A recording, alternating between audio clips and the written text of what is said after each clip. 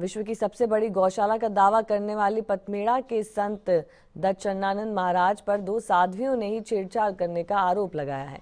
दोनों ने संत के खिलाफ वर्ष 2012 में छेड़छाड़ करने का मामला अब दर्ज करवाया। इस संबंध में सिरोही जिले के कालंदरी थाने में एफआईआर दर्ज कर ली गई और अब इसे जालौर जिले के सांचौर थाने में भेजा जाएगा।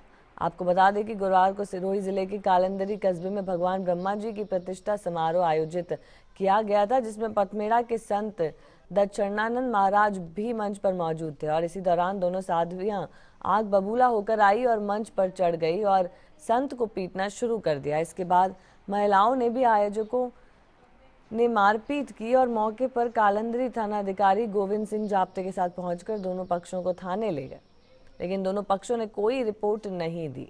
उसके बाद शुक्रवार को दोनों साध्वियां सिरोही पहुंची और सिरोही में उन्होंने अतिरिक्त पुलिस अधीक्षक संजय गुप्ता को परिवाद पेश किया, जिस पर कालंदरी थाने में मामला दर्ज करने के निर्देश दिए और मामला दर्ज हो गया। लेकिन अगर हमने उसके खिलाफ अगर जवाब नहीं दिया तो आगे पता नहीं साधु लोग कितनी औरतों के कितनी लड़कियों को मैं भगवान में कृष्ण, मुझसे कहा उसने कि मैं कृष्ण तू राधा है। मैंने कहा मैं राधा कभी बन नहीं सकती और मेरे भगवान कृष्ण केवल भगवान ही और आप कोई नहीं।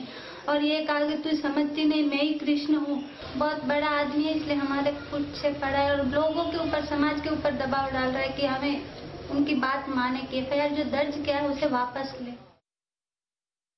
कि झूठ से भी बड़ा झूठ यानी सबसे बड़ा झूठ है तो इस मुकदमे की परिभाषा और इस मुकदमे का आधार है।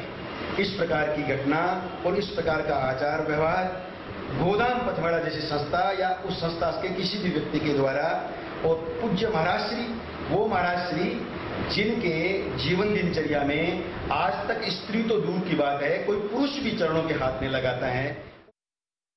सिरोही के कालंदरी थाना में 0 नंबर एफआईआर दर्ज हुई है जो 2 महिलाओं की तरफ से करवाई गई है, जिसमें छेड़छाड़ का आरोप लगाया है। जो 0 नंबर एफआईआर आज सांचौर थानों में प्राप्त हुई है और सांचौर में इसकी एफआईआर दर्ज की गई है और जिसमें अनुसंधान प्रारंभ किया गया है। ये तो अनुसंधान से ही बात सामने आएगी कि क्या घटनाक्रम रहा है, क्या है वो अनुसंधान के पश्चात ही सही घटनाक्रम बाद में पता चल पाएगा।